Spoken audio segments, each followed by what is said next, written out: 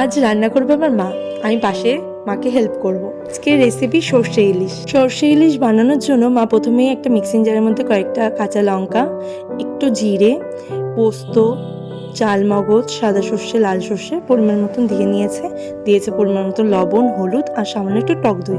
তোমরা তোমাদের পরিমাণ মতন দিয়ে নিও। এই মশলাটা খুব ভালোভাবে বেটে নিতে হবে। যদি একটু কম বাটা হয় বা দানা দানা থাকে তাহলে কিন্তু মাছের মধ্যে যে একটা তেল তেল ব্যাপার আসে সেটা আসবে না। আর প্রথমবার আমি যেহেতু এটা বানাচ্ছিলাম বা দেখছিলাম, তো আমি মশলাটা একটু কম বেটে ফেলেছিলাম, যার জন্য লাস্টে একটু গ্রেভিটা বেশি ঘন হয়ে গেছিলো। এরপর তেল, হলুদ, লবণ মাখানো মাছটার মধ্যে মশলাটা দিয়ে ভালো করে মিশিয়ে নিয়েছে মা।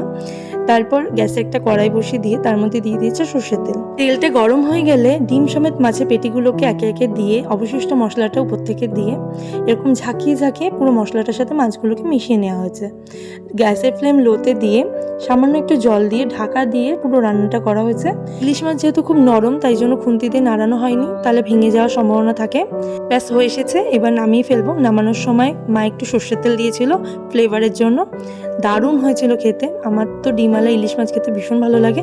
আজকের রেসিপিটা তোমাদের কেমন লাগলো অবশ্যই